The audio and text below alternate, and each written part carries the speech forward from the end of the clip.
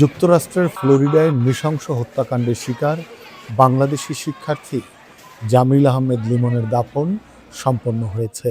সোমবার দুপুর ৩টা ১০ মিনিটে একটি অ্যাম্বুলেন্স যোগে মরদেহটি জামালপুরের মাদারগঞ্জ উপজেলার কড়াইচড়া ইউনিয়নের লালডোবা গ্রামে তার পৈতৃক বাড়িতে পৌঁছায়। মরদেহবাহী অ্যাম্বুলেন্সটি গ্রামে প্রবেশ করতেই এক হৃদয় বিদারক পরিস্থিতির সৃষ্টি হয়। লিমনের কফিন দেখে স্থানীয় আত্মীয় স্বজনদের গগনবিদারী চিৎকারে আশপাশের আকাশ বাতাস ভারী হয়ে ওঠে। মেধাবী এই শিক্ষার্থীকে শেষবারের মতো দেখতে লালডোবা গ্রাম সহ আশপাশের কয়েক গ্রামের শত শত মানুষ ভিড় করেন। অনেকেই কফিন স্পর্শ করে কান্নায় ভেঙে পড়েন। নির্বাক দাঁড়িয়ে থাকা প্রতিবেশীদের চোখও ছিল অশ্রুসজল। ২০২৪ সালের জুলাই মাসে উচ্চশিক্ষার উদ্দেশ্যে যুক্তরাষ্ট্রে যান জামিল আহমেদ লিমন।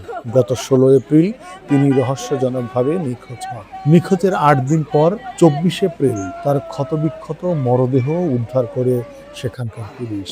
এ ঘটনায় জড়িত সন্দেহে লিমনের রুমমেট মার্কিন নাগরিক হিসামকে গ্রেপ্তার করা হয়েছে।